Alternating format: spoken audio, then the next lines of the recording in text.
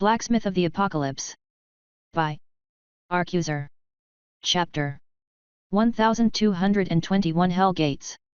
Delta. The bishop and the bird were clashing in the airs above Delta.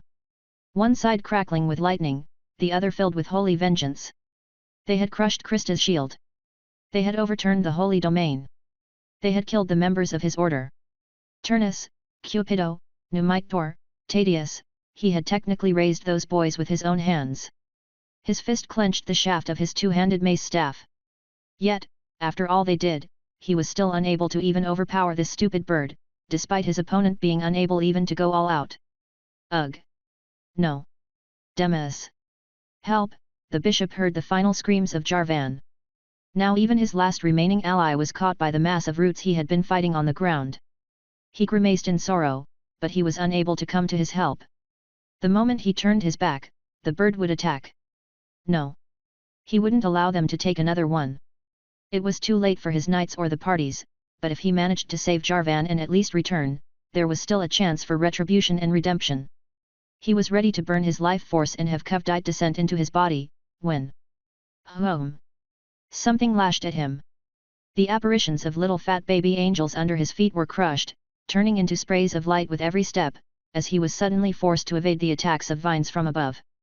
At the same time, he had to defend against the strikes of the lightning eagle. Was this their plan? Now that Jarvan was subdued, the tree was going to join the battle in the sky with the vines hanging off its branches? Demas shot a glance at the lightning bird. Although it was even more frustrating, he knew that he had been unable to go all out so far. He had seen some of the attacks on the horizon past the city in this fight. However, it seemed unable to use any kinds of clouds or greater winds in consideration of the crown of the giant tree above. If the tree itself joined now, it was as if he had to fight the whole terrain itself. Everything was over. Even if he sacrificed his life to have an avatar of Kevdite descent, he couldn't win here. It wouldn't even be enough to take one of these two with him to the grave. The whole operation was a failure and he was the last one able to move freely. This left him only one option. It was cowardly. He himself had spoken up against this kind of contingency plan, but now he was the only one left, able to make the decision. A small magic device appeared in his hands. As a holy man, he hesitated for just a moment. Was it okay to unleash this nightmare, even if it was on his enemies? The moment's hesitation allowed a vine to break his holy shield, redirecting his attention to the tree. This utterly demonic abomination that had taken away his disciples. No, even if he had to collude with demons and bring untold suffering, this thing could not be allowed to exist. With the pictures of his disciples in his mind, a last tear rolled down his cheek as he activated the Hell Gates. Even if I can't beat you, I will drag you along with me, in the name of Kevdite, the religious zealot exclaimed. Blocking several vines with the blows of his staff, his holy shield regenerated and he charged at the eagle. The device in his hand was crushed and in the next moment, Delta was covered in an orange glow. Demas rammed his shoulder into the metallic bird and proceeded to grab onto the bird. The metallic feather scraped across his armor and cut his robe, but he didn't care. Crushing the cupids under his feet to exert force and throw himself, together with the eagle toward the ground.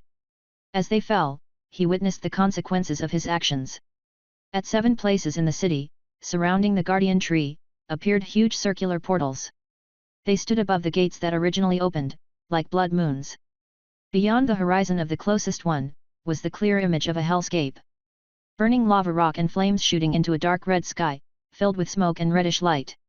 The gates were a tactical weapon, not an actual means of transportation. The dimensions past these holes belonged to the abyss. The abyss, in this case, did not describe a single place but was short for the Abyss Alliance, a collection world in the Pathworks, that completely belonged to various demon factions, united in a loose partnership. These worlds were transformed according to the preferences of their ruling factions. When used, the gates opened a random channel to one of the main worlds of the Abyss, opening the floodgates for hordes of demons to invade the location. The literal hellscape he saw was the most common environment the Abyss was known for. Unlike something relatively harmless, like making a deal with Bragmomal as the Durnhams did, this was closer to a scorched earth tactic, as no side would be able to use the site. Unless one managed to defeat the unending flow of demons and close the gates. But once opened, these gates were continuously fueled by the other side, making it almost impossible to close them. This was why he hesitated for a moment, but it was too late to ponder, now. He stared into the mechanical eyes of the bird, as they plunged toward the grey city below. Lightning strikes shook his body, but he grit his teeth and tightened his grip. He would crush the beast on the ground, taking away its maneuverability. Then he could finish it off in melee bat. The bishop felt a sharp pain penetrating his sides and piercing deep into his stomach and lungs. He felt the strength leaving his grip against his will. Sharp claws ripped away the ragged robe, as the eagle kicked the clergy away from itself, leaving him to tumble toward the ground alone. In disbelief, Demas looked up at the bird, who was rising back up. His eyes were drawn to his body. His whole torso was penetrated by the bird's metallic feathers, his arms being almost amputated. No wonder he couldn't hold onto it. Seeing the ground quickly coming closer, he prayed for the mercy of Kuvdite, and holy power surged in his body. Although he had failed to take down the bird, he wouldn't just die here from a little fall. The feathers were pushed out from his body as the wound started closing. Demas regained his bearing and caught his fall with his cupid steps. He looked up at the eagle, arrogantly circling in the air above. Then he looked to the gates. Many were filled with hellscapes, others with eternal night or a dim darkness. It had not even been a minute since they opened, but he could already see demonic beasts pouring from the massive circles in the sky. He threw the bird another glance, but there was nothing he could do. Demons knew neither friend nor foe. The bishop had to leave unless he wanted to fight the hordes alongside the tree and the bird. As long as he got away from the tree he would survive. It was just a question of time to find a way back home then. He turned around to charge to the outskirts of Delta, aiming to leave the city, but he was suddenly hit in the stomach, by a fist that felt like it would blow apart his body into a cloud of blood. "Young friend, why are you already trying to leave?" a benign old man, with the fist of the devil asked friendly. Chapter 1222. If you know what I know that I know. Ding! Your creation has defeated a legend. +1 level of existence. Ding! Your creation has defeated a legend. +1 level of existence. Ding! Your creation has defeated a legend. +1 level of existence. Seth was momentarily distracted by the notification blare in his head. He had already heard this same notification earlier today. Compared to the painful grind of the past weeks, when he arduously waited for the point of power of existence to collect until he could raise the level, it was soaring today. In a single day, he had gained 8 levels due to the ascension of the 4 horsemen as well as them and series defeating legends, bringing him to level 119. He was a little distracted as he got 3 bonus levels, even though the skeleton dragon was still fighting. Had something happened somewhere else? A cursed beam of dark power coming his way reminded him that this was not the time to muse about other places. The chosen of Cali was coming at him, they were finally facing each other. Seeing her up close like this, he conjured up some long-buried emotions. He remembered the things that happened during the evaluation. The desperation and even fear caused by this woman's actions, but the blacksmith had never dwelt on these emotions. Early in life, he had become a person who didn't look back, but this woman had developed a grudge. A grudge that, together with her thirst for power, led to many terrible happenings on Earth. He didn't know whether Naida was involved from the start, but he couldn't help but attribute everything caused by Spacia to her. The atrocities committed by the Scene and their attack on Mount Agra, the terrorist attacks on the granaries, the interference in their Pythian games, and the demon attack on Delta with the obvious intent to lay waste to the district. The blacksmith may have been slightly inert when it came to becoming angry on behalf of others, but even his bottom line was long crossed. "Let's go, Ounce." With all these thoughts bubbling up, Seth struck the lyre. The bard had put the devil's wheel fiddle away. He needed his hands for this song. Things were supposed to go differently, in the best case scenario they would have never met face to face. But now, it was on him to bring an end to her story. The deep notes of the demonic lyre filled the air. After putting his emotions into the initial chord, he let go of the lyre just before Naida was upon him. Ounce kept on playing as Seth began singing his ballad. He was not a class specialized in combat and even their gear was comparable, all he could do was go all in on battle barding with a song to maximize his odds. It was not just Ounce flying beside him. Triggered by the skills of his armor, Seth was accompanied by a host of instruments playing themselves as they floated around him, like an unintentional mirror image of Naida's weapon wheel. Define your meaning of war. To me, it's what we do when we're bored. I feel the heat coming off of my black soul and it makes me want it more. Using channeling, Seth started broadcasting an epic ballad without a dedicated receiver into the demonic ether. The song of violence spoke to many demons, there was no need to limit the audience. Seth could feel the darkness answer his skill and fill his body with the urge to fight. Heat and power were coursing through his veins as he looked at Naida. The necromancer was charging at him with a crazed look, firing skills from the wheel of weapons in her hands. Because I'm hyped up, out of control. If it's a fight, I'm ready to go. Following the battle instincts he had developed in training and the inspirations flowing into him from the dark ether, Seth whipped out his trump card. The first weapon he had created when he got his hand on an ample supply of meteoric iron. Blue flames licked up the Wiz scepter, easily deflecting the various attacks. I wouldn't put my money on the other guy, if you know what I know that I know. Staff of Seth, Replica. Legendary. Damage, 4444. Mag damage 4444. Durability, 10,000. 1 blunt damage is multiplied by 10x. 2 plus 300% damage against gods and the divine. 3 stun opponents. 4 plus 200% magic damage to spells. 5 double all combat stats. 6 increase all magic stats by 50%. 7 active skill, Strike of Seth. A replica of a god's divine armament created by the hands of Master Smith, the first Master Blacksmith, Master Enchanter and Master Goldsmith on earth with the blessing of the Lord of the Red Land. As an accepted replica, the weapon holds half the power of the original and can only be wielded by those chosen by the Lord of the Red Land. It's been a long time coming and the tables turned around. Cause one of us is going down. His voice echoed in the valley, drawing all the attention to the fight in the sky. Naida reached the bard standing on the back of the flying golem. Stop singing already and die, she cried, seething. Her arms were made of purple energy swinging a legendary scimitar, a legendary spear, and a legendary sword at him. The eyes of the maestro told him everything.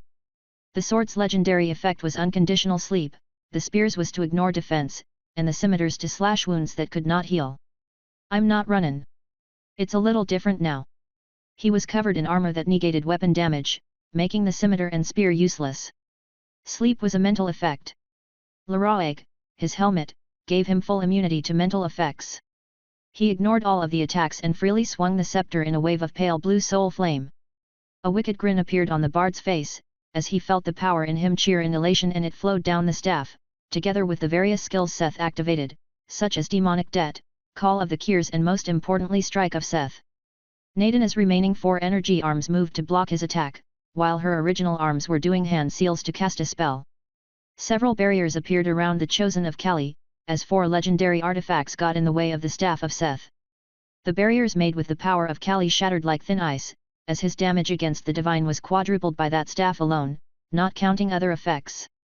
The legendary tower shield that was raised, was flung away when its unbreakable effect met overwhelming force and the energy arm could no longer hold onto it.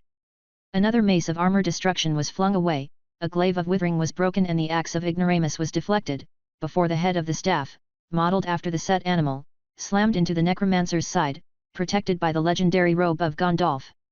For a moment it was held back by the damage absorption of the robe before the threshold of the enchantment was reached. Finally, the staff sank deep into her flesh, breaking ribs and crushing organs. Meanwhile, her weapons hit Seth's armor and, as predicted, the bard suffered no harm. On the contrary, while the scimitar slid off his vambraces and the sword was repelled by his cuisse, the spear struck Sargas, meaning the damage was not only reflected by the 40% damage reflection, but also Tisiphone's mirror, before the rest was negated. As the blacksmith finished his swing, Naida was flung away while suffering 40 to 70% of the damage of her own attacks, in addition to Seth's. All the while weapons and armor crashed into each other, Seth was surrounded by a field of cursed fireballs, as the ego of the salamander skin cast Kager's fire magic, to attack the faltering Naida. Cause one of us is going down. Chapter 1223 is missing. Basically she had a legendary choker that allowed its owner to defy death once. Seth hit her like a pinball machine, used black clouds of isolation to pin her down so she would stop running around, hit her with the staff towards the ground creating a small crater, then proceeded to stand over her, stow the staff and punch her on the face, then she prayed to Cali and this chapter happens. Chapter 1224 One of us is going down. The moment he felt her skull cave in, through the leather of his Trignus gloves, Naida suddenly exploded with power, blasting the blacksmith away from her. It was the same flame-like power from before, that now surrounded and protected her from outside views. Like a flash, it was over as quickly as it happened. Seth had no time to interrupt what happened in the fire. Although he didn't know what exactly happened, the result presented itself to him in all its questionable glory. Instead of the necromancer, there stood a terrifying beast. Its features were vaguely that of a woman, but distorted and beastly. The skin was black as tar, burning in ethereal purple fire, and the long, bright red tongue stretched from the maw filled with fangs and tusks. Especially the chest area with an exposed pair of wilted tits sent a shiver down his spine. In any other context he would have called it an ugly demon, but right now, was this the representation of Cali? Had the power of her blessing descended onto her? The beast stretched out her 8 materialized arms, all grasping Naida's remaining legendary items, and roared to the point that it overpowered the music of ounce and the other instrument.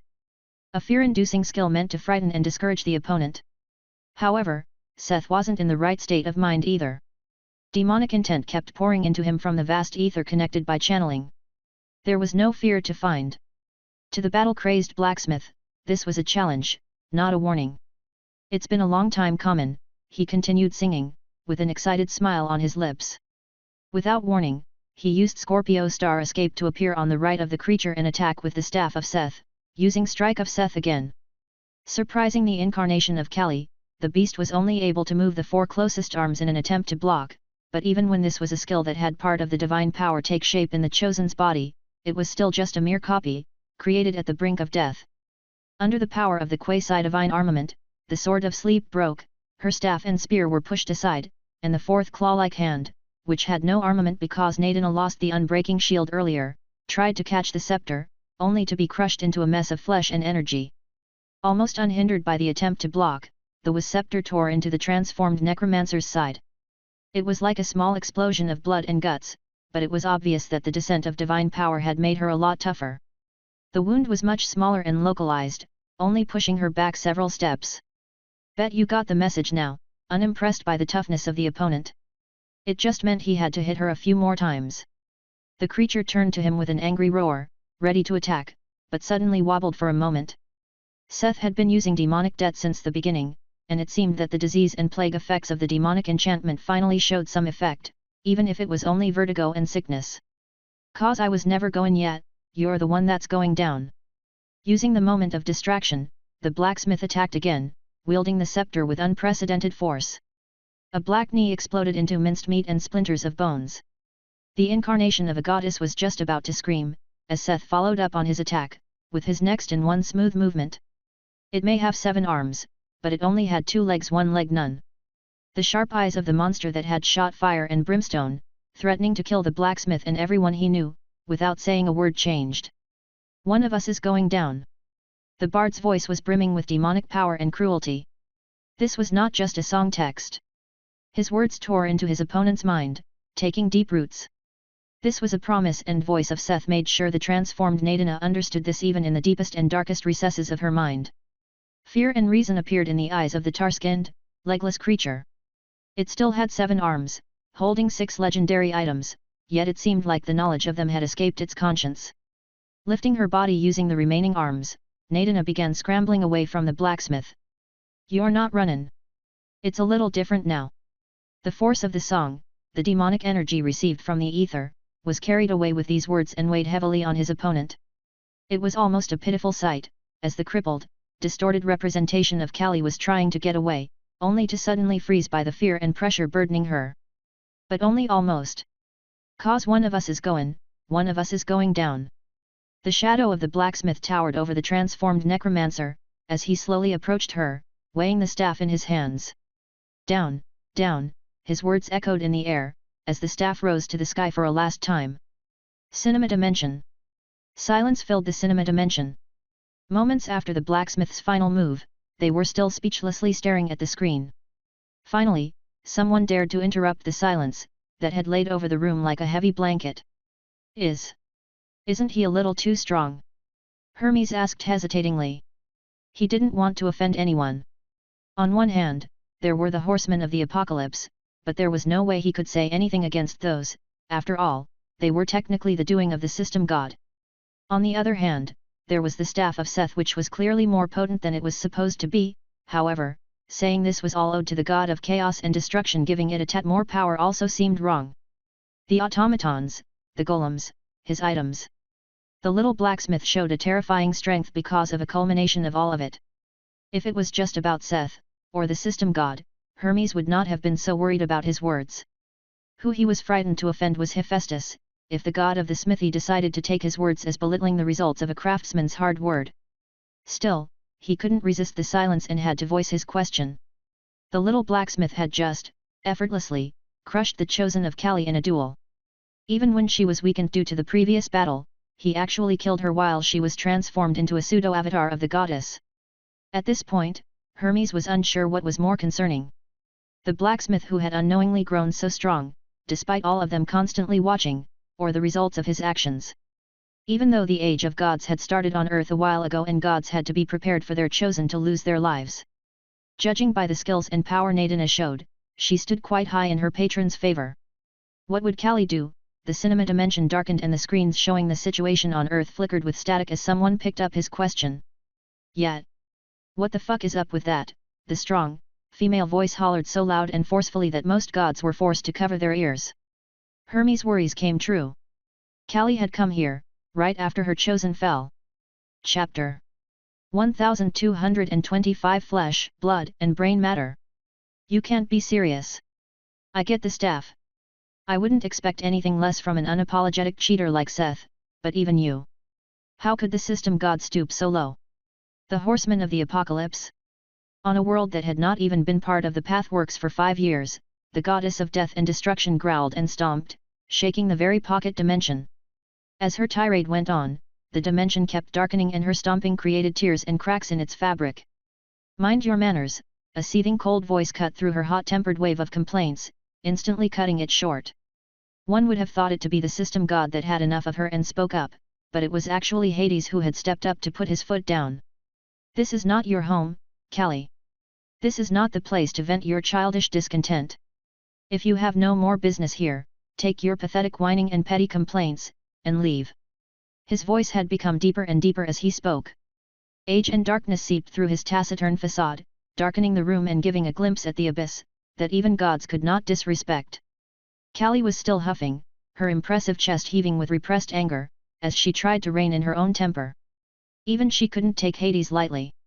Even if the gloomy guy stayed silent most of the time, if he spoke up, it was not a threat of violence, but the promise of death. It's not fair. You cheated. Do you know how much I invested in her? She finally pressed out, not willing to actually fight someone like Hades. On the contrary. You cheated, the system god threw in.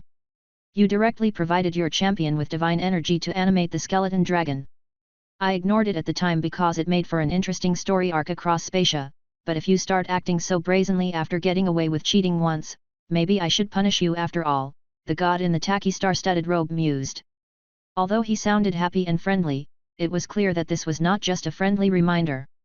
Her eyes widened when the system god suddenly exposed her and she started sweating a little.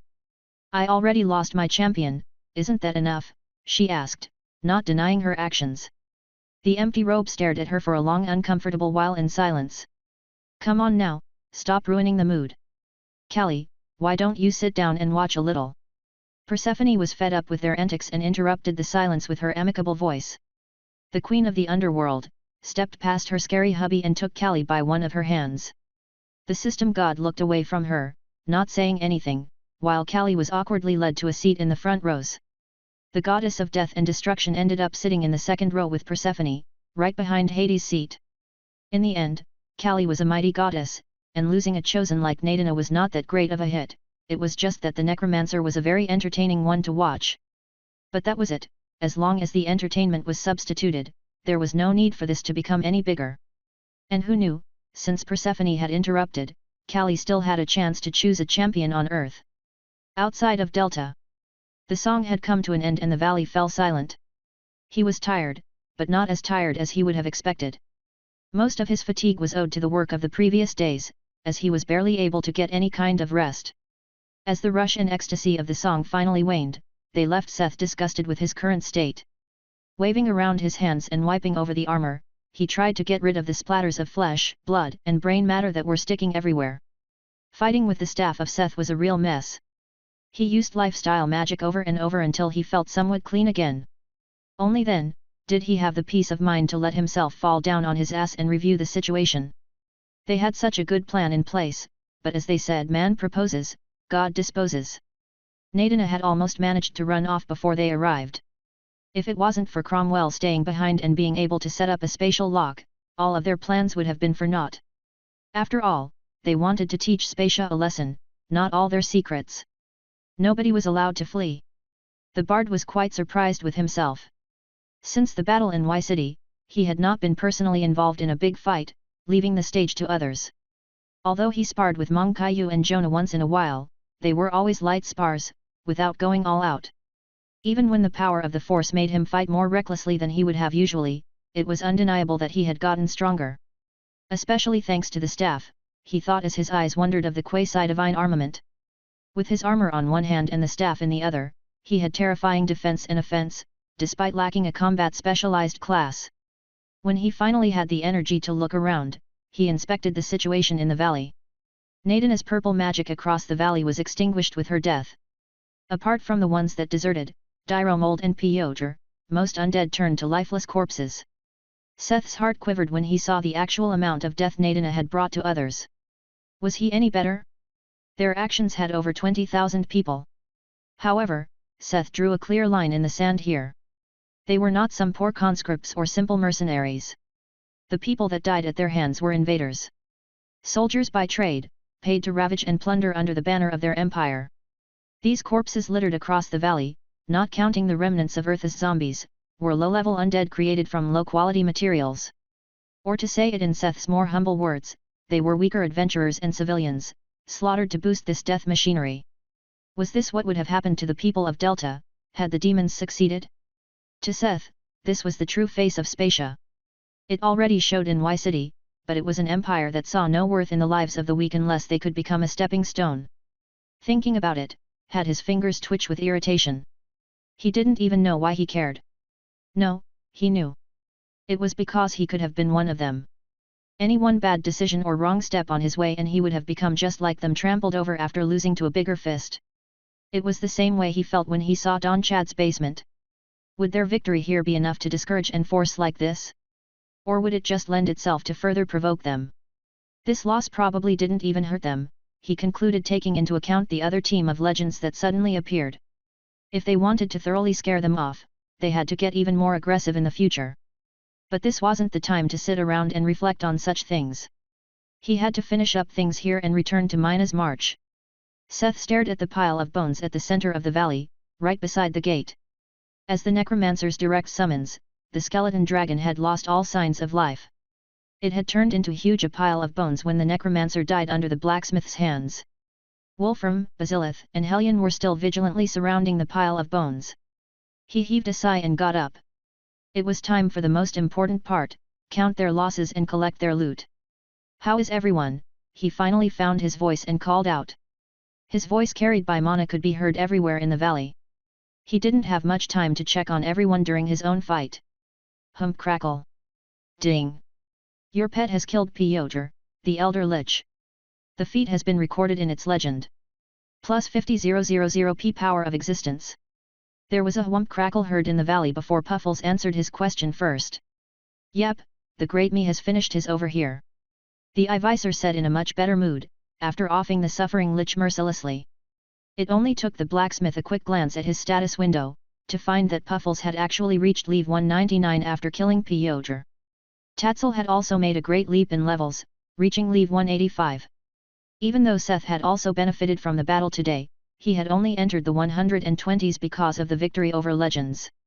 Even with the 50k, he didn't have enough points to get to the next level. He just thought that he was quite strong, but at this rate, he would have legendary pets before even reaching the halfway point himself. Seeing the two were fine, the blacksmith stepped over to Naida's corpse. Before inspecting the dragon corpse or the sea serpent, Seth turned to what was closest to him, picking up her weapons, equipment, and loot box. However, his inspection was cut short by the rumbling of heavy steps echoing between the mountain. "I'm here to help!" Evie exclaimed, riding a giant hydra. Chapter 1226. The Core. "So you managed to wrestle control of the hydra from Naida." Seth summarized the necromancer's explanation of what happened. The blacksmith looked up at the giant undead hydra, that was now silently waiting at the side. The situation had been a little awkward when Eve appeared and the 12-headed beast appeared over the mountain ridge, surprising Seth, who heard about this for the first time. On the other hand, Evie felt a little awkward, having rushed here to help, only to arrive right after the battle ended. As Evie explained everything, his thoughts wandered. To think he was not the only one in Minas Mar with a legendary creature under his belt anymore, he was kind of glad. Technically, Evie even passed him. Although the golems were technically his creations, as their ego grew there was no direct bond of obedience between him and them. Not something comparable to a necromancer and their summon at least. You know what that means? You will probably have to leave the cozy tower, Seth started to tease her. With this much power, Evie would probably have to take up a seat as a guardian at one of the tree stations. Her silent days, where she hid in the laboratory in Minas Mar or Minas Palin, were over. You would better start thinking at which tree station you want to stay, he chortled. Unlike the golems who were mostly independent, Evie's undead would not move without her orders. This meant she had to go, wherever her power was needed. Phew! I didn't think of that, Evie exclaimed, only realizing the consequences of fulfilling her quest after the fact. On the thought of Evie's new power, Seth glanced at WebNovel.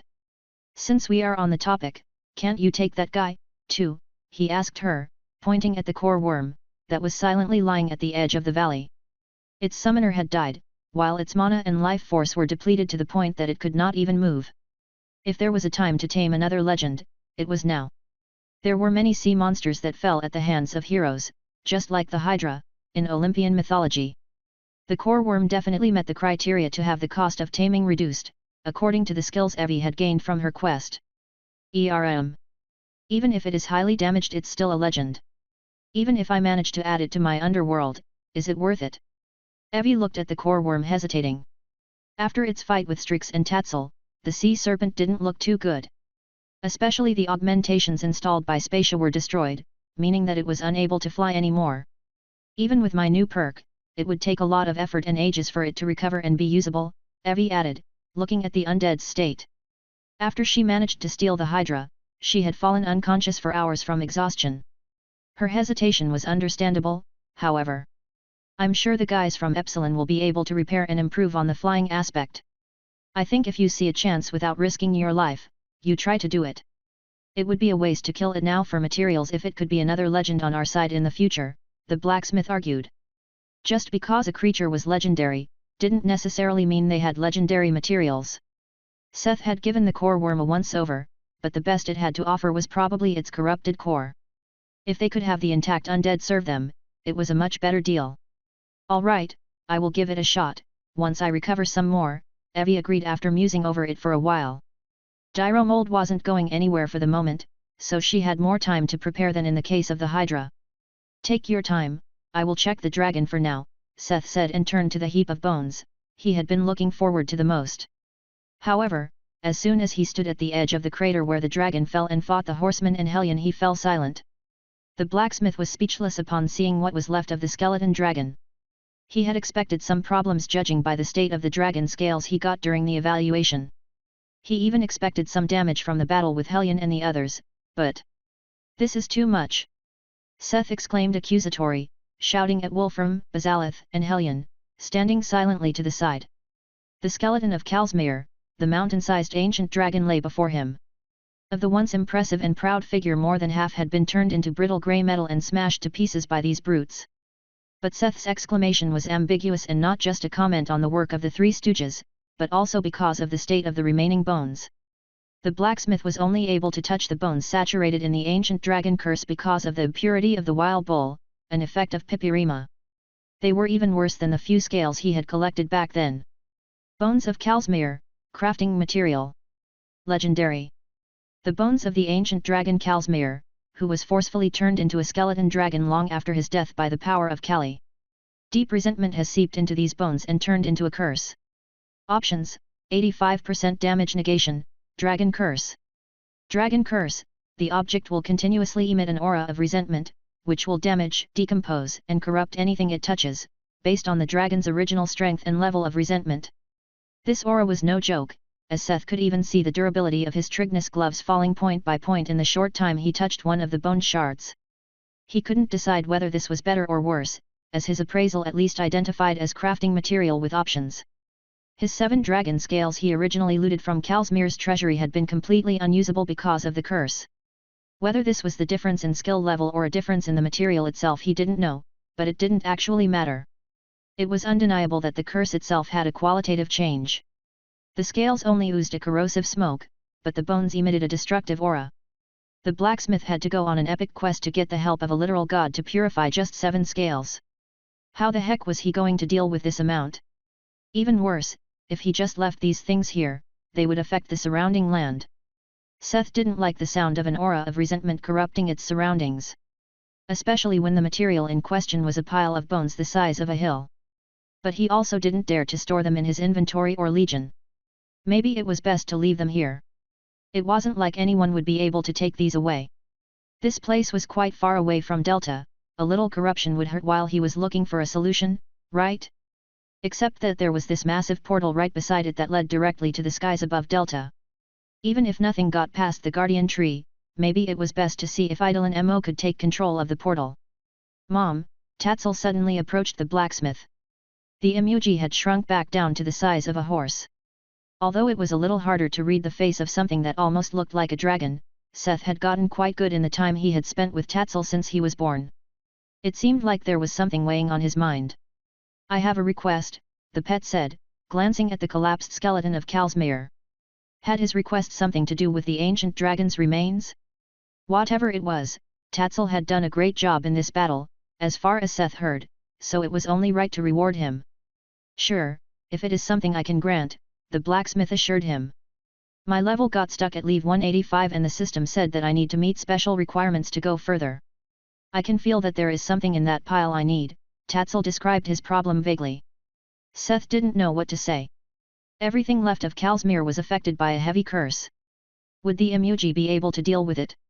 Let's see if we can find it and decide then, Seth said, curious what there was that the quasi-dragon needed. Seth knew that there were materials that allowed reptilian monsters and races to evolve, which usually had something to do with the power of dragons. He actually had a hunch, based on his assessment of Dyro mold, and navigated to the place, where the skeleton dragon's ribcage collapsed. Is it that? He asked Tatzel who had followed him. Glinting from below a pile of giant vertebrae and ribs, was a massive golden crystal, the size of a boulder. The beautiful golden color had dimmed, with dark inclusions seemingly invading it from the outside. A hex mechanical device, smashed by the debris of broken ribs, was also not too far away from it. Yes. I think that is it. I feel weirdly drawn to it.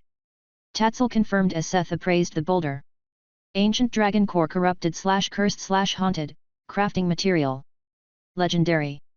The corpse of Calsmere the ancient dragon. Known as the arcane heart of dragons, even more important than their actual heart, the dragon core is the seat of mana and the soul for a dragon. After death, this core had been tainted by the dragon's curse. After being resurrected as an undead, the core experienced various modifications. After the second death of Calsmere, it has become fully corrupted, housing a distorted remnant of the dragon's resentment. Requirements: unusable until cleansed. Do you still want this? Seth asked after sharing the information with Tatzel. Yes, the emoji nodded rigorously in excitement. Should I help you find a way to purify it? No, I just need the core.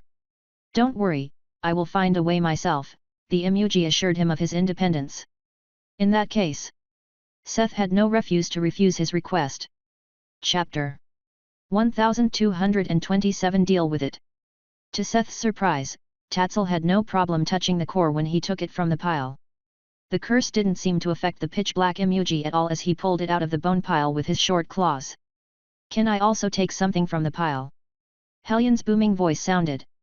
The blacksmith looked up at the bronze colossus, questioning. He didn't know what the colossus wanted, but would he be okay touching the bones? The Colossus of Rhodes had gained the blessing of Hellion, similar to Python, who gained the blessing of Gaia and became a reincarnation of the original deity Python. The blessing gave Hellion a holy, purifying aura with the same effect as sunlight. What would you want out of the pile, and why? Seth asked, amplifying his voice so the Colossus could properly hear him. The golden giant cocked his head as if he thought for a moment before he pulled out one of Calsmere's femur bones from the pile. The massive bone looked like a crude, blackened club in the hands of the Colossus. It fit size-wise, but there was also smoke, visibly rising from the place Hellion had grabbed onto the bone. "Is it dealing any damage to you?" he asked the Colossus, concerned. He didn't want to go back and repair or remake all the scales on his hand because he kept holding onto a cursed bone. Although Seth was now able to create something like the durable Olympian bronze, it didn't mean that it was easy. "No, it's just the curse clashing with my aura," the Colossus said with a shrug of his massive shoulders. For just a moment, Seth had the crazy idea to use the remaining bones to make armor for the Colossus, but he quickly dropped that notion. That was way too much work. "Then keep it as a club then," the bard finally said. He was too mentally fatigued to deal with these bones now or come up with a good idea. It was best he pushed that off for later. The bones were not going to run away. He just had to talk with the space mage to see if they could do something about the gate. Seth let his eyes wander over the valley. The 4 horsemen were standing in a row, seated on their steed to the side. There was Tetzel, busy looking at the core. There was the army of undead, a mix of zombies, skeletons, and now a bunch of liches Hoskin stole from Naida. There was Hellion, now playing around with his giant club. There was Puffles, idling away, seemingly waiting for him, and there was Evie, with her giant hydra, doing something to the immobilized core worm, stranded on the valley floor. "Yeah, that should be okay. Evie, I will leave the cleanup here to you.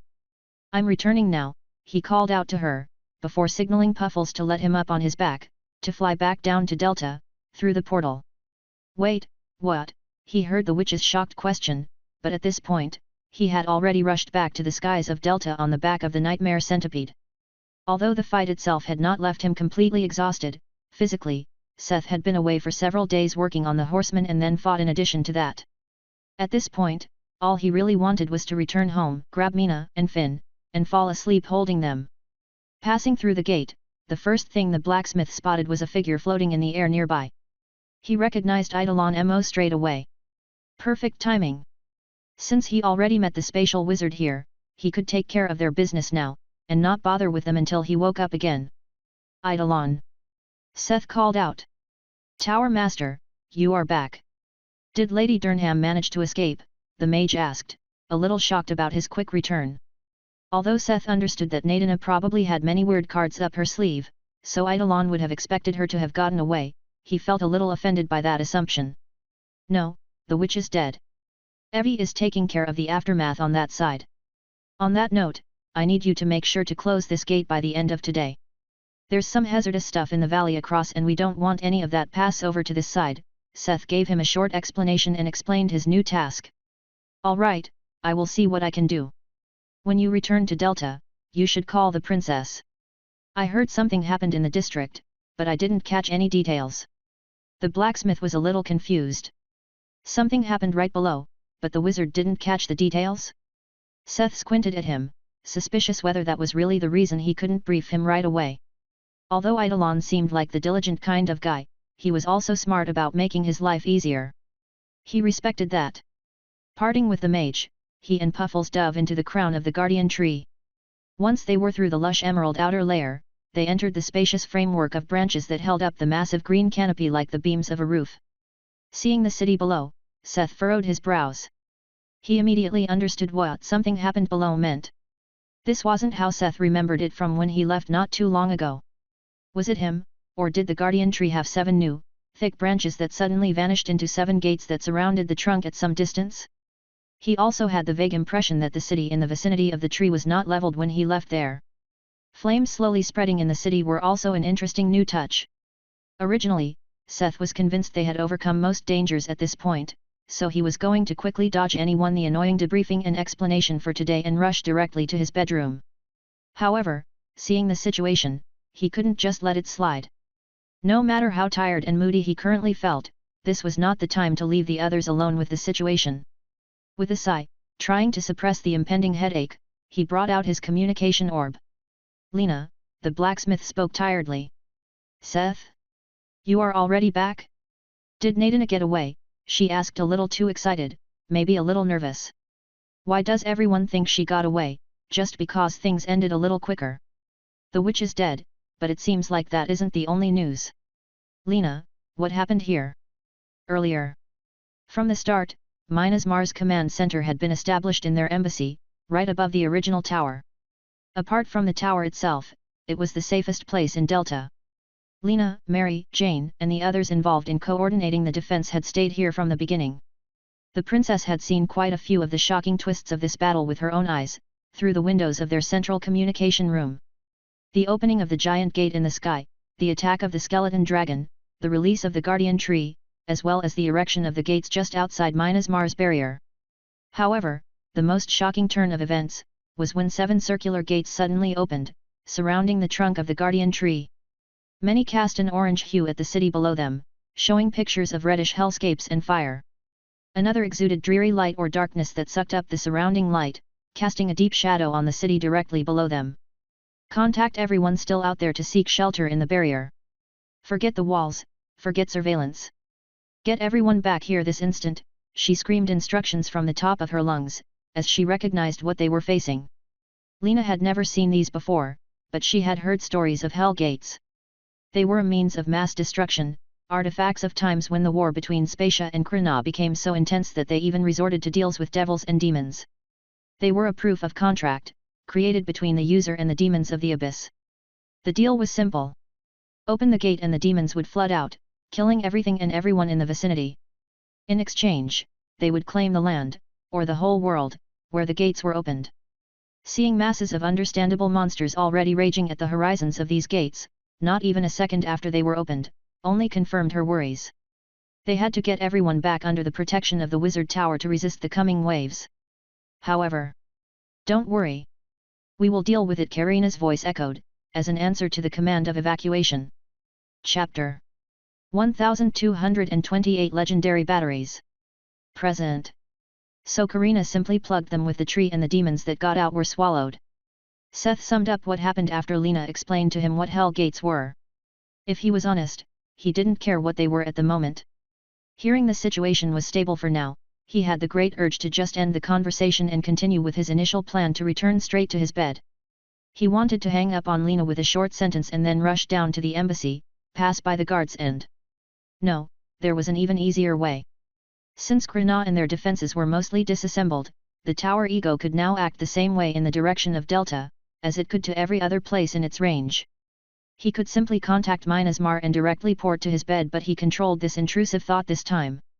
Could he really fall asleep knowing that the others were going to somehow manage? Sure. He was tired as hell. There was no doubt he would lose consciousness the moment his body touched the mattress. However, he also knew that he would feel bad about acting like this once he woke up. I will be at the embassy in a moment. Let's talk over everything slowly, the blacksmith finally said after a moment of hesitation. Right, he could just drink another stamina potion and... No, the echo of 2 determined voices came from the orb. Neither of them was Lena. He could feel a warm feeling in his chest, hearing their voices, but what did they mean? You are definitely tired. You have been working for days. Mina insisted, and it felt like she was saying this more to Lena than to him. Right. You spent days at the workshop. Lena can deal with the situation for now. Finn supported Mina's statement vehemently. Ah, Arim, they are right. You should go ahead and rest first, Lena said, a little blindsided, but it still sounded genuine. Seth felt a weight fall off his shoulders. Although it still ended with him getting to rest as he initially intended, he felt it was better that he talked with them, instead of running away. You got this. Then I will return to my quarters and get some rest. Let's deal with everything else tomorrow, he said, relieved. Let's land and go home, he said to Puffles. A little confused about him suddenly wanted to land, the nightmare centipede complied and landed in the city below. Once Seth was on the ground, Puffles entered the pet space. It seemed that the Ivisor was also interested in some rest. Tower, to my quarters, he called out to the tower ego. As the acknowledged tower master, Seth could actually communicate with the tower from everywhere within the tower's range of influence. As you command, Tower Master, the ego answered, and, with a blip, Seth appeared in the Tower Master's quarters, where the defenders of his sleep were already waiting for him. Reuniting with his loved ones, Seth slept the sleep of the righteous. See. I told you they would manage just fine, Alzalsar, the spicy sorceress gloated. In tow, she had the mutilated body of the legendary swordsman, kept afloat with her magic. Saushik could only groan in pain as an answer, as his eyes were rolling wildly. Had he lost his mind because of the situation, or had she hit him too hard? Either way, she could understand both. Even the legendary, dragon-slaying sorceress felt threatened by the guardian tree. She couldn't help but muse about ways of how she would be able to defeat the floral fear incarnate. The tree had even managed to plug gates leading to the demon dimensions of the abyss. With some time, she might have also been able to close them, but she had the vague premonition that the tree didn't stop at blocking those gateways. But it wasn't just the tree that surprised her. Al had not been informed what Seth had been up to, so it came as a surprise when there were suddenly 4 more legends. To think Minasmar actually ended up facing 10 legends, only to not just come out victorious, but also increase the number of legends on their side by 6. It was remarkable. Just the cultivator interfering here and there ruined her mood a little. Getting involved to catch and apprehend 2 legends, she could have done the same, but where was the fun in that? People had to grow on their own. How was Minasmar supposed to grow, if they didn't overcome dangers themselves? The spicy mage decided that she would have a serious word or two with Master Mountain. She couldn't allow him to pamper Seth and the others. For a moment she halted, looking back at the man she brought to the border of death. This didn't count.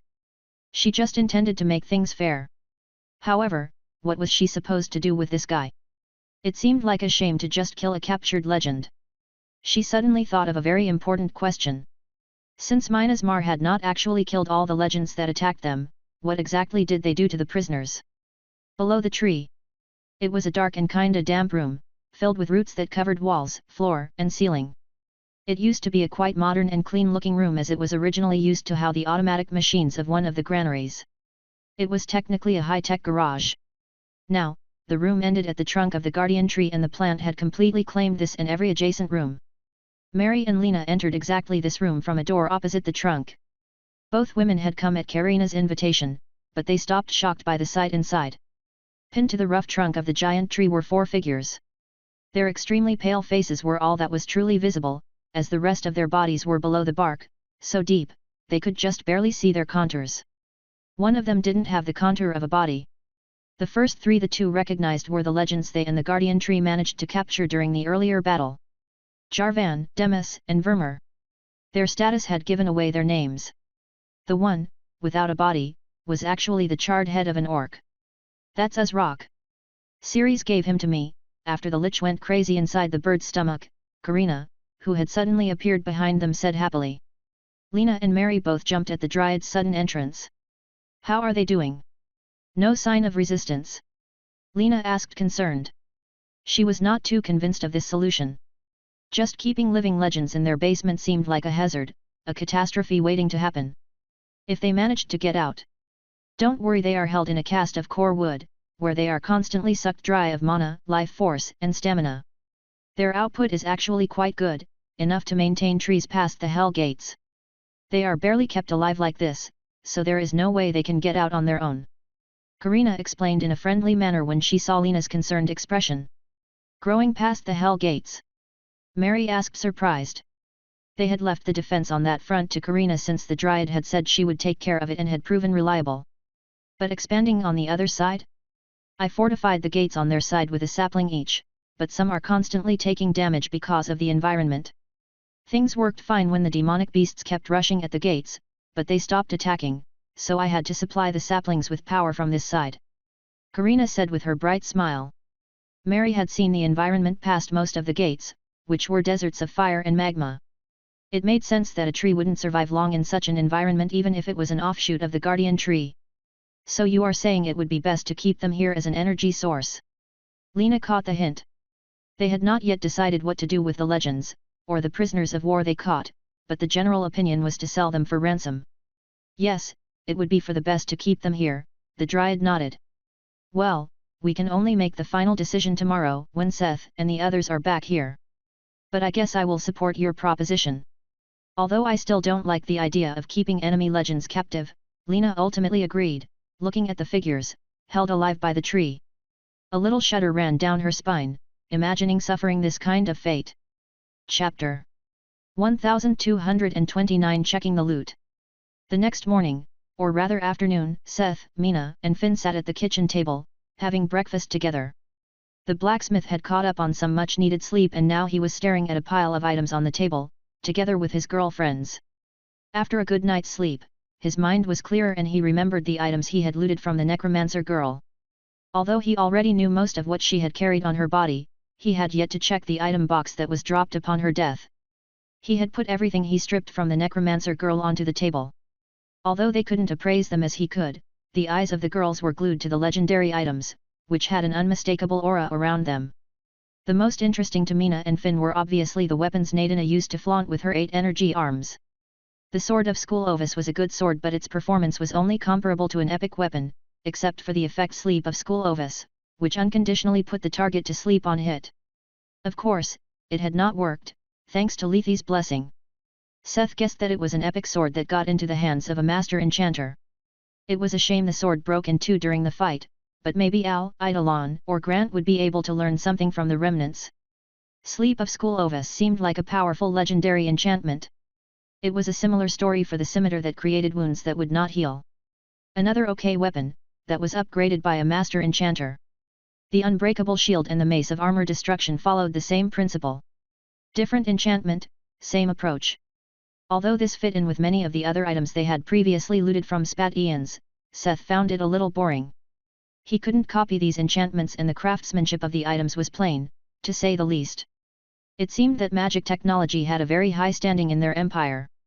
But would that be different for Krina? He couldn't blame them. How hard was it for most blacksmiths to create a legendary weapon on the anvil? It took a lot of time for them to even become a craftsman to handle legendary materials.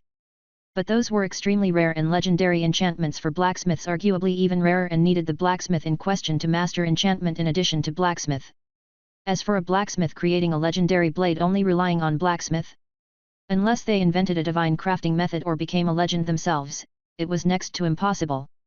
On the other hand, an enchanter only needed to grow enchantment. As long as they were fed resources and studied hard, they had a much higher potential to reliably create legendary armaments. Although their numbers probably didn't get high either, they were the much better option to invest in. Another example of this magic development was the spear Naida wielded during their fight. It was called Sprite Piercer. It was a transparent spear, that looked almost as if it was made out of murky glass. It glowed dimly and felt warm to the touch. The name was a little funny because it was not a weapon made to kill sprites, but a spear made from a ghost. The principle was the same as Seth's soul armaments in that it was shaped from something incorporeal, which allowed it to pass by physical defense. This weapon was not made by a blacksmith, but by an enchanter or mage again. It was an array of magic runes and symbols that forced and condensed the ghost into the shape of a spear. This spear inherited the fundamental ability of a ghost to choose when and what it affected on the material plane. The gist of the matter was, that the spear could phase through armor and bodies and materialize its tip within the target's bodies, past any defense that could protect it. The damage at that stage depended on the power and mana of the user. This could have been dangerous if Seth didn't have the effect of weapon damage negation. Turning a ghost into a weapon with a magic seal was a very interesting concept, but, again, nothing Seth could or needed to replicate. Unless Alzalsar took a fancy in studying it, they could give it out to one of the field team members. Finally, the axe of Ignoramus was a weird, but decent weapon. The axe was influenced by the legend of its wielder Ignoramus. It had the intriguing effect of increasing the damage and defense of the wielder, the less they knew of their enemy. It also gave the passive skill Ignorance is Bliss, which allowed the wielder to ignore attacks or ailments they didn't know of. That skill had the potential to completely negate surprise attacks. God knew how Ignoramus managed to create such a legend. Apart from that, it had decent stats, comparable to a relic Seth would make. The last weapon Naida used to swing around was her staff, which was actually called the Staff of the Necrotic Ruler. The staff was actually part of a set, together with the circlet of the Necrotic Ruler and the ring of the Necrotic Ruler she wore. These three items were a set used by the Necrotic Ruler, all of them were specialized in improving a necromancer's necromancy and magic. Each item on its own was good, but not legendary. It was their set effect that truly stood out about them. Together they halved the cost to raise, control, and upkeep giant and legendary undead, while lowering the cost of any other undead by 80%, for undead. The effects were halved for living users. It would have been a great set for Evie, if it wasn't for one of them being a circlet. Evie already had the Crown of Death. Maybe they had to raise another necromancer to use these? Most of the remaining items were also split into two sets. One was made of the blouse and elbow-high gloves Seth pulled from Naida's body. Both were made of incredibly fine, almost transparent white fabric. Since he had raised his sewing to craftsman tier, he was able to appraise them. They were actually the work of an Arachne and master tailor named Ela. Missing another set piece, Seth was unable to see the final option of Ela's set, but the items he had were enough to get the gist. The gloves multiplied dexterity by 5 times. The shirt did the same for agility. When worn together the multiplier rose to 8 times. Despite the effect, Seth saw no signs of enchantments. His best guess was because of the maker's identity. She was an Arachne, which had a natural bonus in tailoring, as well as racial traits. Seth doubted that she only mastered tailoring, as he could feel his path react to the gloves. The blacksmith felt that he could copy the effects of the item with his path, which meant Ela was a legend of tailoring, which explained the powers of the items. However, Seth felt it was a shame to take apart these items, so he made the excuse to himself, that he would only take them apart when the set was complete. Lastly, there was the set of Gandalf. The dark grey robe and a ring Naida wore, the orb she carried on her right, and a tome she had attached to her belt. All of them had gained the legendary status because of their wearer. Apart from the individual legendary effects, they were comparable to relic items Seth would have made. The robe had an effect called Pristine Gandalf. It had a magical damage absorption effect that could dampen blows and slowly divert the absorbed damage away from the user. Seth had seen this power himself. Only when the capacity was overpowered in a short amount of time, could it be overcome. In addition to the robe, there was the orb and the ring of Gandalf. The ring had the effect Never Lost Hope, which strengthened the wearer's resistance to mental ailments and raised the willpower. It also held the active skill, to bestow a similar buff on others called Strengthen Heart. The orb, the third part of the set, gave the passive skills Gandalf's vision and Gandalf's accuracy. The first was a skill that allowed clairvoyance into the distance, while the second raised the accuracy of magic and the damage based on the distance of the shot. Together they had 2 set effects.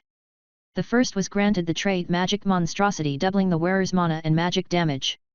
The second, Legendary one, allowed the user to be revived once at not just optimal, but 250% of their usual power.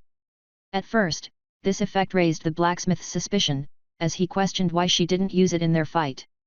It also had not activated automatically. But the blacksmith smirked when he saw the explanation for why she couldn't do it even if she wanted to. Although the set effects triggered, she was unable to use the resurrect, because this particular effect had a requirement for usage. To be resurrected, the user's class had to match that of Gandalf, which was described as an elemental wizard or a higher form of that job. Although something like a necromancer counted as a caster that branched off of the basic wizard class, it was different from the elemental wizard class, which meant Naida had been simply unable to use it, even if she wanted to. Lastly, there was Gandalf's tome, which wasn't part of the item set. Despite also holding the man's name. It was quite literally a spell book magicians used to store spells for quick deployment in battle. Seth wasn't a mage and never used one himself, but he roughly knew about them and had seen a few. Apart from various strong improvements to mana, intelligence, and willpower, it also held the effect of all-knowing Gandalf. Once a day, it allowed the user to cast any spell of Gandalf at no cost. Once again, his first question was why she didn't use it. He was sure Gandalf was a legend. Any spell of his must be devastating. Sure enough, it worked the same way as the set effect. This was also why she wore the tome on her belt and not in battle. Unless one was a wizard or a higher version of the class, they couldn't properly equip it. Seth smiled since they actually had someone that fit the bill. Chapter 1230 Her soul, 2? Did you get her soul, too? Finn asked jokingly, looking at the hoard he hauled back, but the blacksmith shook his head. Seth had not taken her soul. Apart from wanting her to rot in the afterlife, there was simply no reason to. Like Seth, Lady Durham had mostly relied on outward factors to become strong. Although she was lucky with her class and became the chosen of Cali, she could not have become this strong without the heavy support of her family and the stroke of luck that gave her Cal's mare.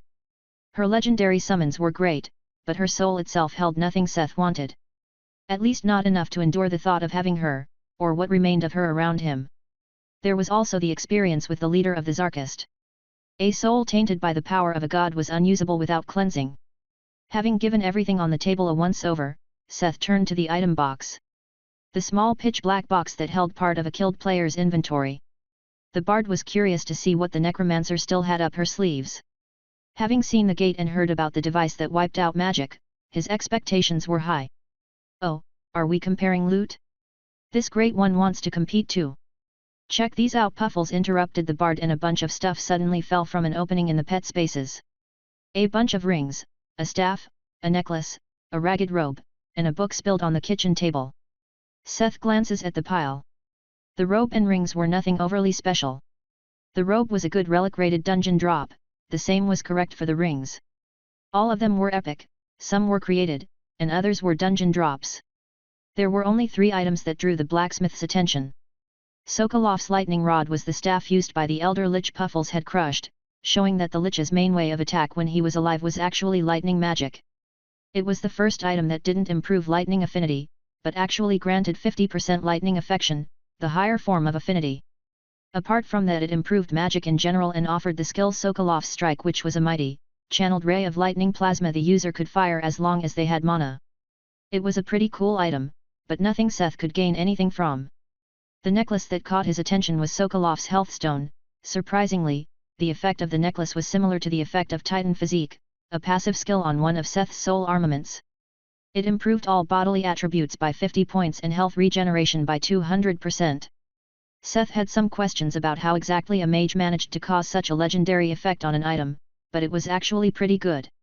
He would have to decide with the others, who would get this one. Lastly, Seth's eyes fell on the book that fell on the table. Ledger of Administration was written in big letters on the front of the book. It was definitely a legendary item, but Seth was actually unable to appraise it. The Tome of Gandalf was an exception since spell books were something even Seth could make. However, this was seemingly an enchanted book. He had no crafting skill that corresponded to the class needed to make something like this. The blacksmith would have to ask Mary, Lena, or Al about this one. A good haul, Puffles, Seth commented after he explained to everyone what the individual items did.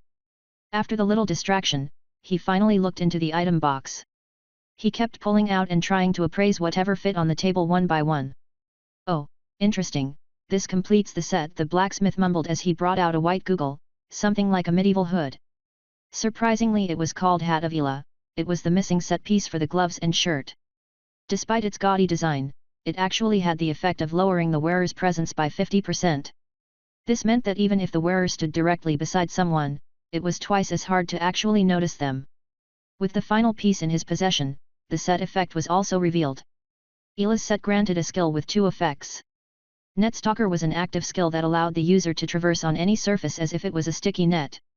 At the same time, it lowered the user's presence by another 25%. Meaning that it would be 4 times harder to notice the wearer of the set.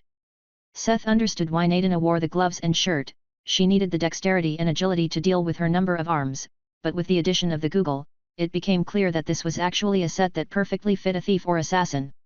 He was quite happy with his first pick. What is it? Finn asked, excited for the next item, as Seth pulled out another pair of gloves and his eyebrows rose a little. These were called the Gloves of Healing, and they were clearly items meant for a healer or priest class. Their effect was to create a barrier. The user could actually heal with their healing skills. At first, Seth was surprised that Naida had such an item until he read the flavor test. This was another item by the hand of Master Tailor Ela. This explained why it was in the inventory of the necromancer. She had looted them from her victim. Mentioning the Arachne, it seemed like she was Naida's latest victim, as the next item Seth pulled from the item box were 4 bales of Arachne spider silk and 15 spools of Arachne thread. Both of these materials were legendary tailor supplies, but they couldn't impress Finn and Mina. The next item on the other hand had the 2 girls mewing in excitement. It was a small, portable keg spreading the mouth-watering scent of alcohol. It was of clear dwarven design, and the magic enchantment made it a buzzhound's best friend. Seems like Naida had some hidden hobbies, Finn joked when Seth described the effects. Lot Mara's travel keg was a magic artifact that was able to fill itself magically with a strong dwarven beer once a day.